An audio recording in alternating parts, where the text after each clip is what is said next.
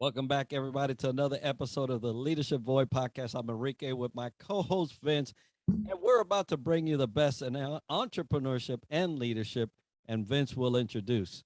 Absolutely. Thanks, Enrique. We have with us nothing but Zachary Green. He is the founder of LumAware Safety from Hilton Head Island, another great entrepreneur from South Carolina.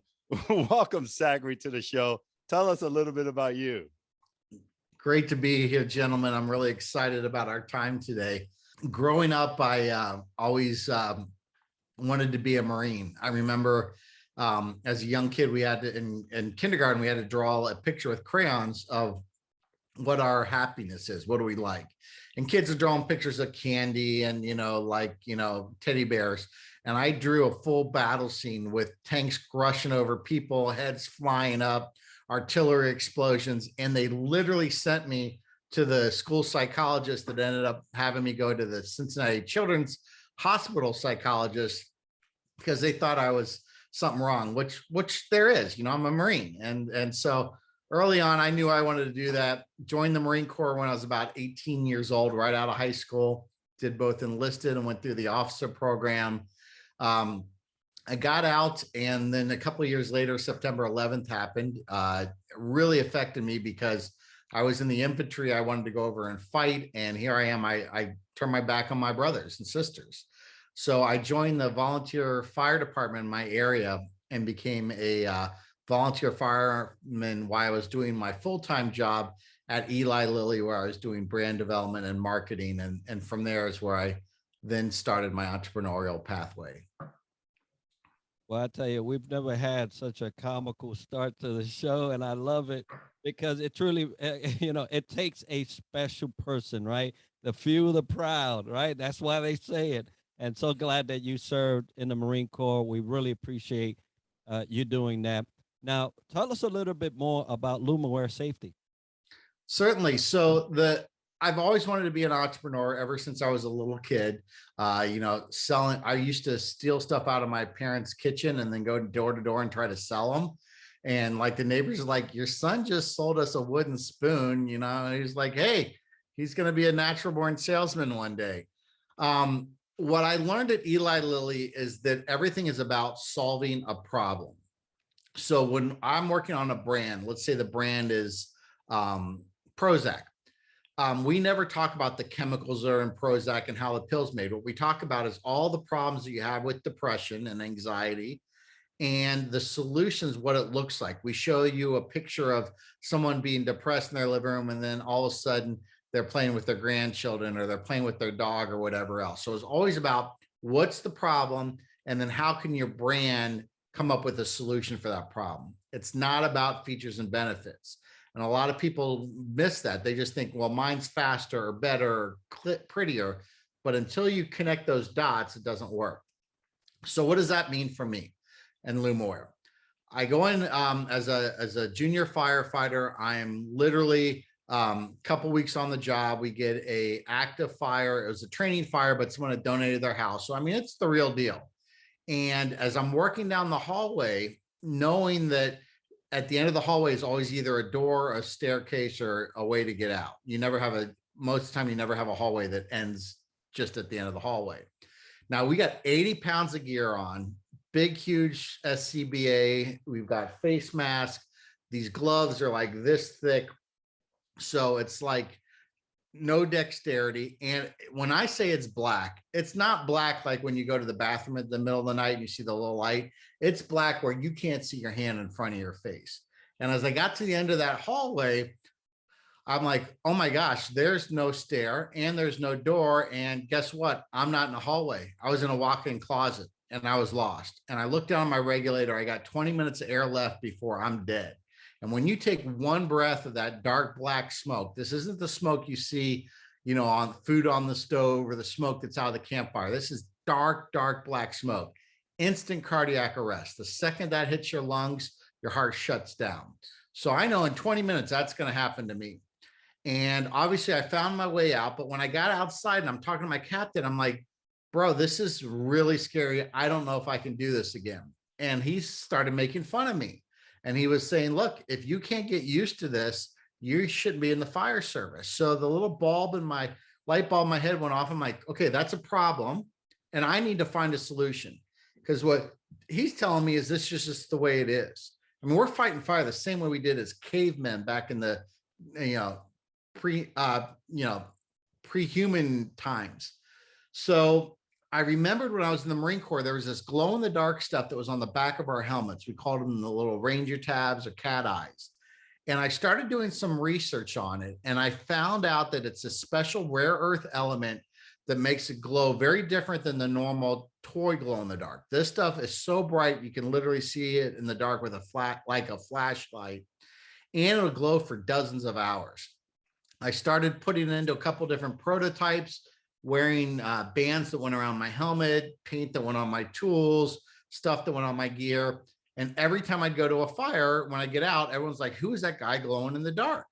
And I would end up literally selling it out of the trunk of my car, 20 bucks at a time. So then I'm like, okay, let's see what I can do. So I'd start driving to fire stations. And what I would do is I'd have the same call opener every time. I'd say, hey, I'm Zach. I'm from Cincinnati. I've got a really cool product. Can we go in the bathroom and turn the lights off together? And if they didn't beat me up, they're like, oh, that's actually pretty cool. And then we go in the room, they'd be dark out. They couldn't see anything. I pull the glow in the dark stuff out. They're like, oh my God, that's incredible. And I'd sell a bunch. I made about $5,000 in 6 months. So I'm like, okay, this has got some legs to it. I end up going to this big trade show, largest trade show in the world for firefighters. I had a soccer tent with sidewalls held together with zip ties and duct tape to create a dark environment that people could, see the glow. And I booked $100,000 of business in 3 days. Now, the problem was I had no money to buy the raw material. I had no capability to be able to produce it. I had no way to ship it and get it together. And people are like, you got to stop taking orders. I'm like, F you, I'm a Marine. I'm going to accomplish this mission and nothing's going to stand in my way. And what happened was I refinanced my home, maxed out my credit card, started to borrow 401k money out just to be able to fill those orders. And as those orders came in, more orders started coming in. So then I'm like, okay, even though we're making a lot of revenue, we didn't have cash, because cash, the time between when you make something and not sell it, but get paid is that cycle. And for me, it was about 3 months. And when you're dealing with deals in the hundreds of thousands of dollars, you just can't do that without extra money. So I raised some venture capital financing, raised about $2-3 million through a VC firm, with the understanding that, yeah, the firefighter market's our bread and butter. That's our main thing. But there's 100 million exit signs in the United States. Every one of those exit signs needs batteries, light bulbs, and electricity. I found a loophole in the code that said you can actually use glow in the dark as long as it's visible for 90 minutes, like the light bulbs are. And started doing that. And over the next couple of years, turned it into about a $30 million company. So it was crazy, but there was a lot of ups and a lot of downs. And that's kind of what I learned through the process here, and hopefully get a chance to share with your guests. Absolutely. Zachary, first and foremost, thank you for going door to door, getting over those wooden spoons you started out, and look where it took you, and being a first responder and sharing all the ins and outs of what that looks like. So kudos for making them safe to do the job, to get other individuals safe coming out. And wow, metamorphosis of a company you stole the back of your trunk to $30 million. Kudos to you and your company, LumAware Safety. Amazing. Now, fast forward, here we are, the pandemic hits. And how did that either influence or impact LumAware Safety? So I'm going to back up a year or two before the pandemic, if that's okay, because that fits into this story. I'm a typical Marine leader, very dictatorial, it's my way or the highway. And that worked really well when I had 5 or 6 employees who were making a couple $100,000. But as the company started to grow and our deals started to get into the millions of dollars, and this whole concept of the time I spend the money to the time I get paid was getting longer and was also getting deeper, a lot more money.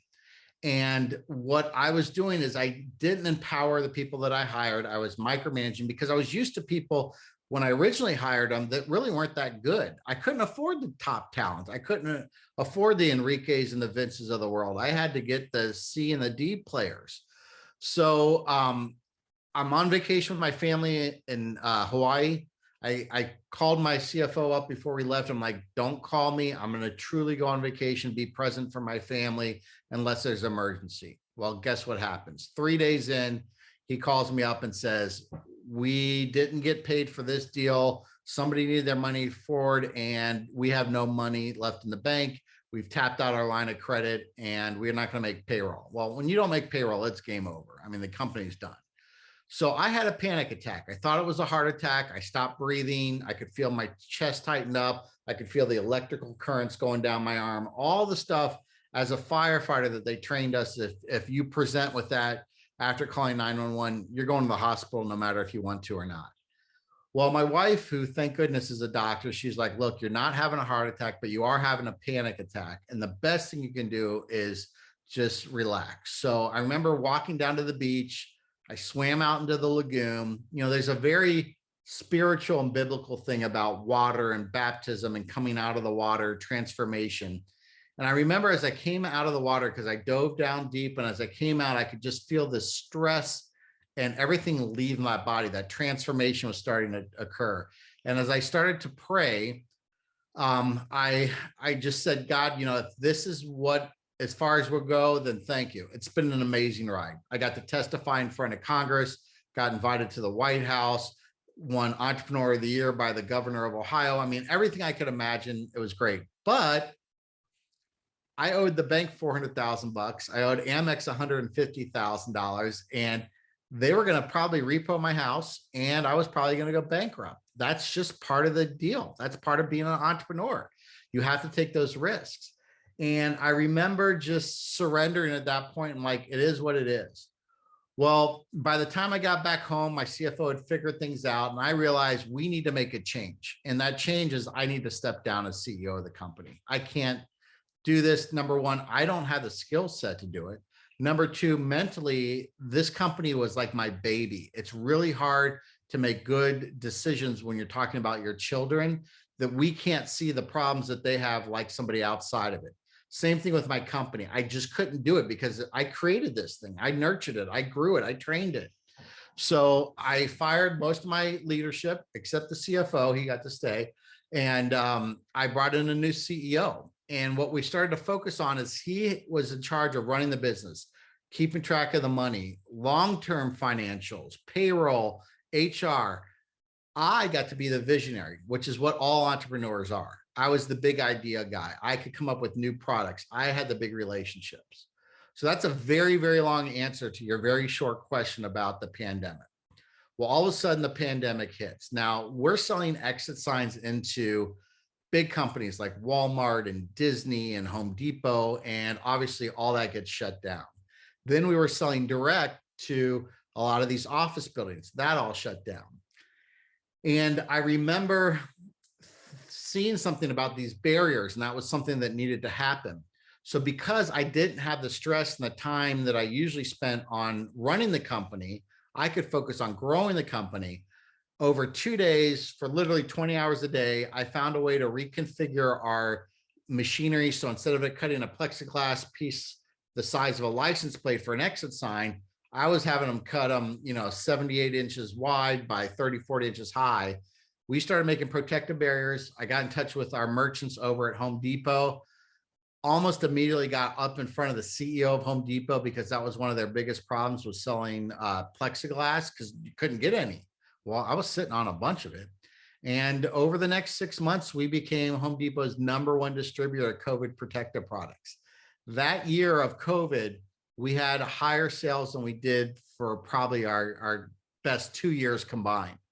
Had I not stepped down as CEO, had I not moved into that visionary role, there's no way that would have happened because I would have still been too focused on running the company and I wouldn't have had that ability to create the marketing plan and the product development and then network with the executives at Home Depot. Amazing testament of knowing your limitations. I applaud you. I applaud you, first of all, for being honest enough to say, You know what, man? I am the squeaky wheel. I need to put some grease on this, get out, get somebody in that can actually do it. Great job, Zachary, for doing that, and amazing that you were able to capitalize on the idea of, hey, I got this, they need that. A great story, amazing. And so you step down. Now you're in this opportunity to just make things happen now, and bring to vision, bring to life things that you're looking in the future. So what's on the horizon for LumAware Safety? So, LumAware, we are actively trying to sell the company right now. We've got a great team in place. If we can't sell it, we've got great revenue, great things now that things are picking back up and we're doing the exit signs. But for me personally, I learned so much from that experience. I tell people, don't get an MBA, just start a business. You'll learn more in 6 months from starting a business than any MBA from Harvard or Wharton or whatever else. What I realized is that the journey that I took was identical to the journey that I took in business as I did in the Marine Corps. That's the same journey that Odysseus took back with Homer and the Odyssey. The same journey that the Spartans took at Thermopylae Pass, or the ninjas or the samurai took, so on. And that is the warrior's journey. First of all, to be a warrior, you have to have a different mindset. Now, you don't need to be in the Army or the Air Force to be a warrior. You can be a mom working 2 jobs, just trying to get her kids to go to a good private school. A warrior, in my definition, is one that engages in struggle and conflict. And what happens is if you have that warrior mindset and you engage in struggle and conflict, you're going to get stronger, you're going to get better. The non-warrior, it's going to crush them. Now, growing up, I had really bad ADHD. I still do. It's called multitasking now when you get out of school. And then all of a sudden they're like, oh, he's an energetic multitasker. He's great. But in school, you have ADHD and it's a disability and they try to drug you up. So every school, I went to 7 schools from kindergarten all the way through high school. And they all told me, you're going to be a failure. You're not going to amount to anything. You're on a bad pathway. That never bothered me.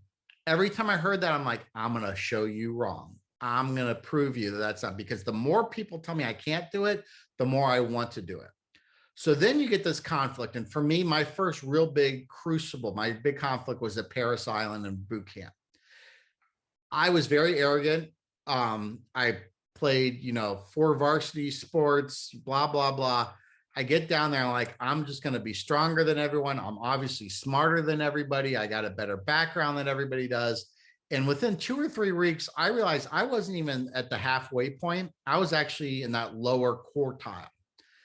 But it's weird because the kids that grew up in the coal mines of West Virginia, that parents literally did not feed them every night because they didn't have the money. They had water dripping on their head because their roof was leaking. The kids that grew up in the projects of Philadelphia or the slums of New Orleans, they get to boot camp.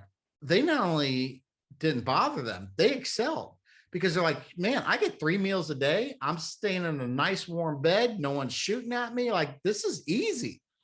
I'm like, why the hell that I had this great upbringing and I'm struggling and they're doing fine? Because they had that hardship. Iron sharpens iron. They developed their rhino skin. I didn't. And everything came crashing down about the second week when I messed up something at drill, and the drill instructor said, I knew you weren't tough enough. You're not good enough to make it. And your mommy and daddy aren't here to save you.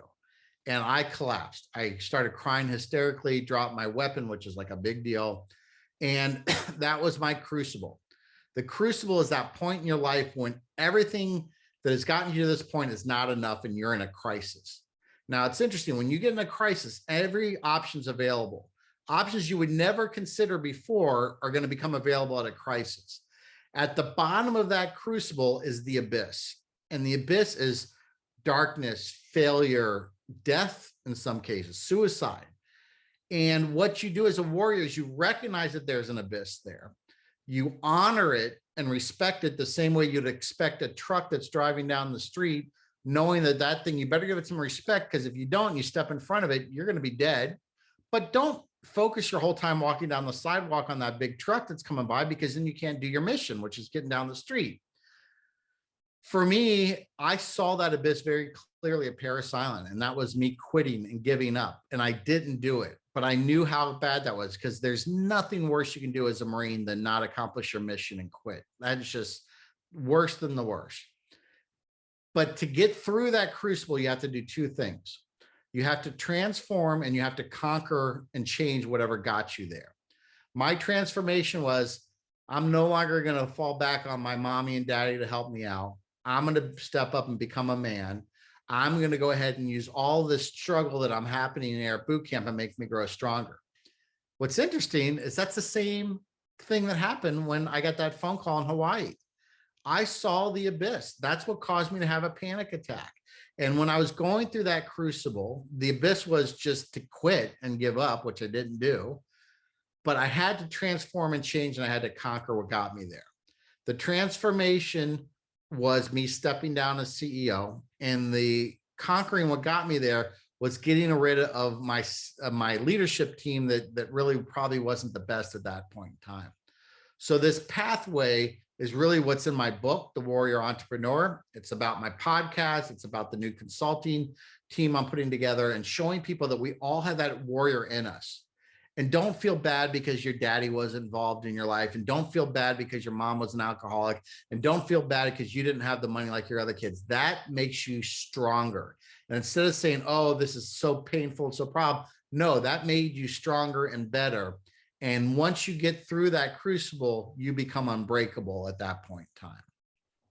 You're totally right. An MBA will not give you those great transformational or conquering warrior mentality and going through that. So Zachary, thank you for sharing.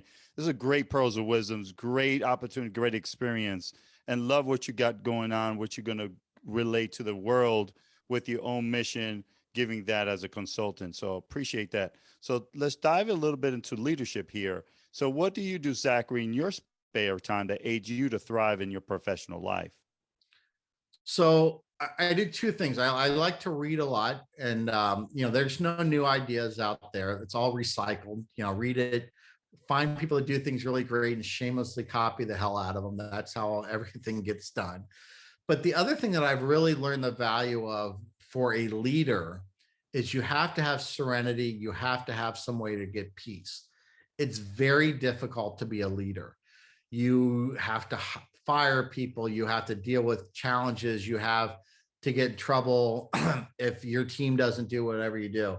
And if you're not putting a system into place to get through those difficult times, you're going to be in real problem. And we see that in our military, is that we have not really focused on emotional health and those type of things. Because if you're in the military and you say, hey, I got PTSD, I'm struggling, you're going to lose your security clearance. You're going to probably get taken off of that elite team that you're on or whatever else. So having the ability to have balance in your life, serenity in your life, work hard, play hard, that is something I've really stepped up and done a lot of. I do a lot of, I've been blessed in the last year. We moved down to Hilton Head, South Carolina. I try to walk on the beach 3-4 times a week just to clear my head. I really, have focused on mindfulness. Also, my health has really gone to crap the last 5 years. I've gained a tremendous amount of weight. I travel a lot, which means you drink a lot, you eat the wrong food. So I'm really trying to focus on making that turn, because there is such a connection between the mind, the body, and the spirit. And you have to focus on all of those. That's amazing to have that correlation in your mind and be able to say, you know what, these things are not working. Let's focus on that, and attribute it to the fact that now you have the latitude to be able to say, hey, okay, these things are important. I'm going to make them a priority. Let's get it done. I love the whole story of what you have shared so far. And I tell you that in leadership, it is hard, right? There are some things that you're going to have to decide, and a lot of people are not ready for that. But we learn, right? And then, and part of learning, I wanted to ask you, during the time that you was growing up and becoming this leader that you are today, you must have heard some advice, something that said, you know what, that's something I'm going to keep a hold of. whether it was shared with you or something that you learned that maybe you could share with the audience today? So it's funny. I'm Jewish, and I ended up going to a Catholic high school, and the reason is because I pretty much got thrown out of every school. That Catholic high school saved my life on multiple levels. And what I learned from the Franciscans that ran the school is the connection between mind, body, and spirit. Most high schools just do mind, mind, mind, mind. Focus on passing your SAT, focus on getting all these grades. But the reality is when you get to college, academics is part of it, but you got to focus on those other areas. And when you get out in the real world, the work is only a part of it. You got to pick the kids up from swim practice. You got to deal with the church. You got to deal with the other stuff. So for me, that's the biggest nugget I got is this triangle. So the mind, that's your leadership, that type of thing. The spirit, which is that mindfulness. And also, and again, I don't care if you believe in God. I don't care if you believe in Jesus or Muhammad. It doesn't matter to me. What matters is that you're willing to say there's a higher power out there that's got my back, that can figure it out when I can't figure it out myself. Faith is having the ability to surrender to something that is so big you can't understand it, but you trust that that higher power has it. So that's important, especially when you go through those dark times and those loneliness that happens as a leadership. And then the last part there is your body, having that connection of both physical health, mental health, those are all feed into each other. So that right there was the big thing. The other thing I did want to touch on real quick when we talk about leadership, I think a lot of people mistake the word management with leadership and vice versa. Leadership is doing the right thing. Management is doing things right. Leadership is inspiring others to be their best self. Management is forcing people to configure into a certain box or a chart or something like that. So a lot of times we think being a manager, which usually a manager is a title, leadership is an action. You've all worked in these organizations where 70-year-old administrative assistant or front office thing is the leader of the company. She knows everybody's birthday. She knows what to do. She gives advice to people. Her title as a manager is not very high. Then you got the manager that's the VP, and he's making sure you submit your reports on time, you do that stuff, but he's not leading you. He's just checking off the box. He's disciplining you when you don't do something right. The leader is somebody you don't want to let them down because you have so much respect for them that you would be crushed to let them down because you honor them and you respect them. And it goes both ways. Absolutely. I wrote it down. Love that pearl of wisdom. Leadership is doing the right thing and management is doing things right. And also you shared a lot of wisdom about the triangle, the mind, body, and spirit. And part of that is involved, I guess, with this next question has to do with challenges. Zachary, how do you handle challenges either face or currently facing? A lot of challenges. It seems like I get so bogged down in the fog of what happens during those challenges. I don't think about how I deal with it. The first thing I do is I accept that I'm going to accomplish and conquer this challenge no matter what. If you can start right off the bat with a mindset that there is no option other than to fix this, that takes away that whole giving up part, because it's really easy to give up. It's really hard to be successful and to go through those challenges. So that's the first thing, is the mindset that I'm going to figure this out one way or the other. The second thing I think about is there's a solution to every problem, especially when you're talking about entrepreneurship. The reason entrepreneurs fail, and the numbers are sobering with the percentages that fail, it's for really one reason only. The founder gives up and they quit. My challenge was I didn't have enough cash to process this order. So what I had to do that was tough was put my house up as collateral for the bank to give me that money. Most people would say, no freaking way. Most spouses would say, no, you can't do that. The company's done. You gave up, you quit. But there is a solution to every challenge out there. Sometimes you just don't have the fortitude and the foresight to be able to go through those challenges and to build in there. So I think that's first one, mindset. Second one is the concept of not giving up and taking the hard path. And then the final thing is I always like to get opinions from a lot of different people. Now, you know, the saying about opinions are like, you know what, everyone's got one. That's true, but you'll find some stuff out there, because I can imagine that whatever challenge you've got, somebody's been through that before. There's nothing in your life, death of a child, cancer that your mom's got, failure of my business, car accident. Everyone's been through something like that. And there is a way that they have solved that, that they now have the insight of having made it through that crucible. And you're just going into that crucible and you can learn from that. You could truly determine what type of leader you are based on how you face challenges. I tell you, it's a determining factor. Now, challenges is one thing, and periods and moments of change in our lives is another. How do you handle change in your life? I love change. And this is the reason why. It's the reset button. So if you're in this trajectory where you know everything's just going to be that little bit move forward, and to be the VP at your company, it's 20 more years. But then all of a sudden that company gets acquired. Everyone's gonna be like, oh my God, this is horrible. There's too much change. No, they put everything into a box that was real organized and they shook the hell out of it. And now the guy that was on the bottom may have the opportunity to move to the top, and vice versa. So being an eternal optimist, I'm always looking at it. When there's change, there's an opportunity for me to go somewhere different and do something different. The other thing is the only concept in the world that is consistent is change. And if you can't handle that change, you're going to have a lot of struggles later on in your life, not just professionally, but personally and everything else. So I embrace change as an opportunity to reset, an opportunity to reevaluate where you are, where you want to go, and then the opportunity to actually make those differences. Absolutely. There's a lot to be said by learning from a mastermind like yourself here today that MBAs cannot get to you or get to us. So how do folks get a hold of you or your company if they want to purchase it or get involved with you or your company? Yes. So the best way to get hold of me right now is my main website. It's warriorentrepreneurbook.com. You can purchase the book directly there. You can also purchase the book on Amazon or Barnes and Nobles. But if you purchase it from me, I'll do a inscription and autograph it for you.